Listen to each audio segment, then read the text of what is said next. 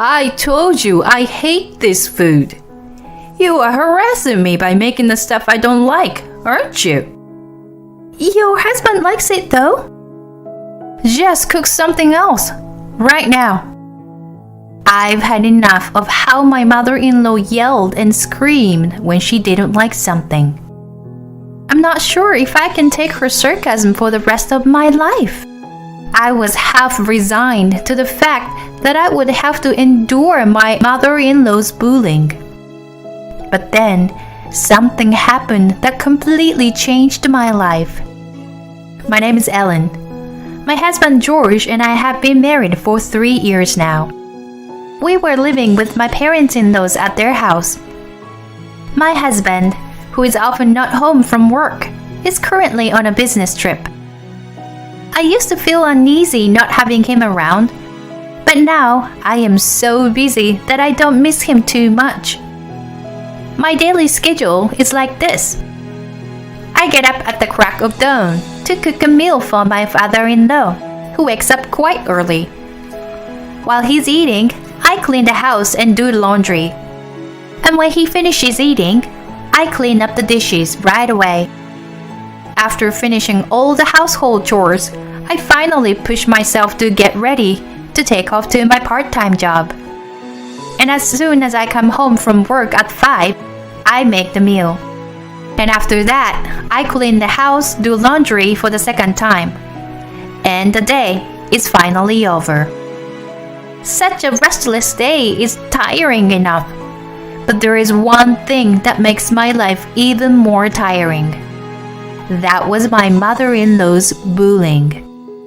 Although my mother-in-law does not work and stays at home all the time, she does not do any housework. My husband once told me that he couldn't even remember what his mother's home-cooked meal tasted like. I guess she didn't do much housework since my husband was small. Even though she did nothing, my mother-in-law had an attitude. She was very picky about the food I cook and insists that the places I clean are dirty. I felt terrible that she would go to such lengths to make me feel bad about myself. My mother-in-law seems to have made it her hobby to bully me. Because she was such a person, she was well known in the neighborhood as a show-off. She would wear jewelry that didn't suit her fat fingers and stroll around the neighborhood. When they saw her, the neighbors would say she looked nice even though they didn't think so. The neighbors didn't want to upset my mother-in-law. All the reason for that was my father-in-law. My father-in-law was an executive at a well-known local company. He's retired now, but he's a well-liked figure, and he's still involved with people he knows from work. There are a lot of people who works for the same company as my father-in-law, so he is a big part of the community. That's why the neighbors were so concerned about my mother-in-law. My father-in-law was never bossy, but my mother-in-law was always bossy because of him. The neighbors didn't like it, but they never talked back. I felt like I had no one on my side when I saw how they handled things. No matter what my mother-in-law did to me, I had no one to talk to in the neighborhood. But my father-in-law was very concerned about me. After retiring, my father-in-law, who had always been very hardworking, became sick more often. Then, unfortunately, he was diagnosed with cancer. It was very advanced, so he was told that he needed to prepare himself. I am so grateful for my father-in-law, who is the complete opposite of my mother-in-law. I understand that is also because of him that we have been able to live without worrying about finances. To show my appreciation, I try to take care of my father-in-law as much as I could. I talk to him to keep him occupied and sometimes play cards with him. The most important thing I did was to prepare easy-to-eat meals for him so that he could get as much nutrition as possible. My father-in-law was happy that I cared, and he said many words of thanks to me. Thank you. I'm happy every day. No. I'm just doing what I can. I'm sorry for the burden my wife has put on you. She just doesn't do anything around the house. My father-in-law seems to be concerned about my mother-in-law's laziness. I guess my father-in-law's gentle nature makes it difficult for him to say anything about my mother-in-law's behavior. Still, it was enough for me that he knew my mother-in-law treated me badly. I'm sorry for leaving everything to you, Ellen, when my wife is the one who should be doing a better job. You don't have to force yourself to take care of me, you know? No, please don't say such a thing. I just want to repay you for everything you've done for me. Thank you. My father-in-law was holding my hand, and tears were welling up in the corners of his eyes. Then one day, things took a turn for the worse. My father-in-law's condition got worse, and he had to be hospitalized in an emergency. When he was taken to the hospital by ambulance, he was in a coma. The doctors told us that they didn't know how much time he had, and that my family had to be prepared. It was so sudden that my mind was in a state of panic. I couldn't stop crying when I saw my father-in-law in front of me, his face covered with pain. I thought my mother-in-law must have been very distressed under such circumstances, so I asked her how she was doing. However, she had a look on her face that I did not expect. I'm sure he'll never recover from this, but his inheritance is going to be enough. Her insane word made me very angry. Meanwhile, my father-in-law did not regain consciousness, but his breathing was stable. I visited him every day and talked to him a lot, even though he couldn't hear me. I hoped that if I talked to him like this, he would wake up one day and answer me. But he didn't seem to wake up. As for my mother-in-law, she never came to visit him. Why don't you go check on your husband once in a while? Don't you tell me what to do. I'm too busy every day. I can spend my time in a hospital. It's a waste of time. Whenever I tried to encourage her to come visit him, she just kept saying horrible things to me. She even had the audacity to say something like this. Hey, Ellen, you bring in clean clothes for him every day, don't you? You should pretend I did it, okay? Don't make the mistake of saying you did it. My mother-in-law was trying to make herself look good. He'll never wake up, and his inheritance is all mine. Don't talk nonsense to people, you got it? The only thing on my mother-in-law's mind was my father-in-law's inheritance. I was so angry at her selfishness that I decided to take action. Since my father-in-law was no longer in the house, my mother-in-law's bullying was worse than ever. Stop talking about visiting him and start cooking. It's too early for preparing dinner, and I'm going to the hospital now. I'll be home soon, then I'll cook. You really piss me off, Ellen. You know that? I've told you 100 times. That old man can do nothing but to leave me his money. He doesn't need any visit nor sympathy. My mother-in-law kept saying horrible things to my father-in-law. I wanted to say something back, but I managed to hold it back. After a while, I received a phone call from the hospital with the great news I had been waiting for. Is it true? Thank God! My father-in-law finally woke up from a coma. And to my surprise, His condition had stabilized. I immediately went with my mother-in-law to the hospital room. Welcome back. Good to see you. Me too. I'm sorry for all the trouble I caused you. My father-in-law smiles peacefully.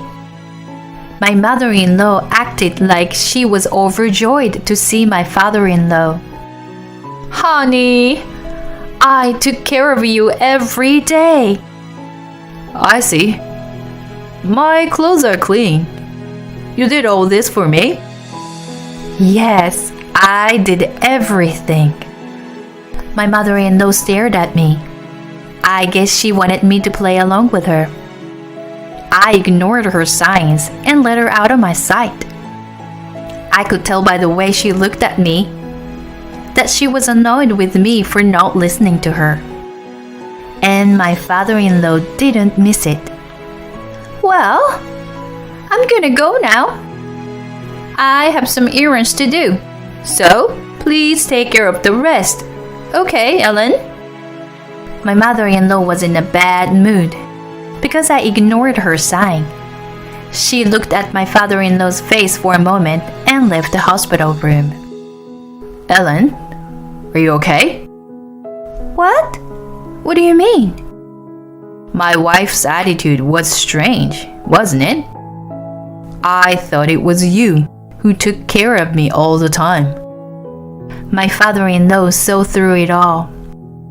Well, I think you would be shocked if I told you the truth. Don't worry. I'm fine now. Just tell me the truth. Did she do anything to you while I was gone? The truth was that I have been keeping evidence to tell someone about what my mother-in-law has done. I kept it for the right reasons, but I never thought I would have to share it with anyone. Well, I'm sorry if this makes you sick. But here, please listen to this. I felt so bad that I took out my voice recorder and played the recording of her voice. I was sure my father-in-law couldn't bear to hear everything my mother-in-law said on there. When my husband dies, I want my inheritance to all myself. I want my husband to die soon. I don't want to take care of him. It's a waste of time. Such statements were all over the place. I looked at my father-in-law with concern, but he was laughing instead. She's turned into a greedy bastard, hasn't she? I can give any of my inheritance to such a woman. He was laughing, but I could sense that he was very angry inside. A few days later, my father-in-law's health became stable and he was able to leave the hospital. After returning home, my mother-in-law went out for her way to tell my father-in-law how hard it was to take care of him every day. My father-in-law did not object to this and just listened. Shortly after he came home, my husband came home from his business trip to see his father. Dad, I'm sorry I'm late. I'm fine, as you can see. But more importantly, how's work? Yeah, it's all good. They changed the location for me. That's within commuting distance from here. I'm really glad that you and Ellen are looking out for me. My father-in-law seemed to be really happy that my husband and I were there for him. From then on, my husband and I continued to care for my father-in-law. He recovered temporarily, but his health did not completely improve. I can tell he is getting weaker and weaker every day. This time, I realized that the real goodbye is approaching. My husband and I promised ourselves to do our best until we had to say goodbye. However, my mother-in-law was still the same as before, not taking care of my father-in-law at all. She would just went out and wasn't home. I guess she thought that now that my husband has come home, she can take it easy with more hands. Also, my father-in-law and my husband came back at the same time. It seemed to make it harder for her to bully me. My father-in-law was eating less and less, and it was obvious that he has no time. He said his last words to us as he was trying to squeeze them out. "Thank you both so much. I've left you a will, and I'd like you to read it after I'm gone. It was very nice of you to take care of me until the end." With these words, his life came to an end. There were many people at my father-in-law's funeral. I was deeply moved to think that my father-in-law was so trusted at work and was loved by so many people. On the other hand, my mother-in-law was so lively in such a situation. It was thanks to my father-in-law's personality that so many people were able to gather. My mother-in-law acted as if she was the one who brought all those people together. She even went around telling everyone that she was the one who took care of him until the very end. She didn't cry a single tear, and it was so disconcerting to see her at such a fake cry. You didn't care about your husband at all. I suppressed my desire to expose my mother-in-law's behavior to the attendees, but I didn't want to make a scene in front of my father-in-law's grave. The funeral went very well, and I was relieved that my father-in-law could go to heaven in peace. When we got home, my mother-in-law's attitude changed drastically. "Whoa, I'm so tired. Funerals are always depressing. Well, now I have my inheritance and I can look forward to the rest of my life." My mother-in-law seemed convinced that she had my father-in-law's inheritance. She was in a good mood, mumbling about what she wants. That's when my husband showed her the will. "Sorry to put you in a bad mood, but Dad left a will before he passed away. I haven't read it yet, but I think it says something about inheritance." "I don't need to look at the will. It's all mine." "Okay, but let's just come down and read it." When my husband carefully opened the will, my mother-in-law took the paper roughly and started to read it. What? What the hell is this?" When my mother-in-law saw the will, she turned pale, stood there with her mouth open. I took the will back from my stunned mother-in-law and read through the contents. It stated that I will inherit everything my father-in-law had. It also says that I'm the heir, but that he wanted the inheritance to be used by me and George as a couple.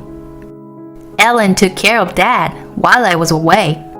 This totally makes sense. That's how grateful he was to Ellen. But all of it? This is so wrong. She interrupted our conversation and started screaming. "It's not right that you, a stranger, should get the whole thing. She must have forged the will. You flirted with him, you dirty little bitch." "Hey Mom, stop." Finally, my husband started to get angry. "You've never taken care of Dad. I've heard stories from both Ellen and Dad. That's why he's so grateful to Ellen for helping him when he was in need." My mother-in-law became hysterical and started crying. Please, at least leave me the house." I did feel sorry for her to lose the house she has lived for a long time. To calm my sobbing mother-in-law, I decided to give her a small portion of my inheritance. "Then, you will have this house. I know you don't have any money, so I'll give you some. But please, don't live like you did before, I said as I looked my mother-in-law straight in the face. We are leaving this house, so please live on your own. Right after she knew she would get the house and some money, her mood changed all at once. Oh, thank God! I was afraid I'd lose the house too. If you're gonna live, now, get the hell out. And then she went right back to being a big jerk. I was so frustrated that I fell for my mother-in-law's fake cry. But if I leave this house, I will never have to live with my mother-in-law again. The joy of being away from my mother-in-law overweighed the frustration of giving away a small portion of my inheritance. A week later, we decided to move out and start looking for a place to live. For now, we're thinking about moving into an apartment and build a house soon. Thanks to the inheritance left to us by my father-in-law, we will be able to build a nice house. I'm also planning to build an altar for my father-in-law as a token of my appreciation. I was so excited to think that from now on, I will be able to live without the fear of my mother-in-law's eyes on me. On the other hand, my mother-in-law had not been able to make any change in her lifestyle, and she was still spending money as widely as ever. In addition, now we have left. Word had spread and the neighbors changed. Now my father-in-law has passed away. The neighbors no longer need to be concerned about my mother-in-law. People who had been complaining about my mother-in-law started to spreading rumors, and she became more and more isolated. My mother-in-law, who had always been extravagant, spent more than her savings and pension. Finally, she sold the house, which she begged to have. She has no house and no job, and we have no idea that she's doing right now.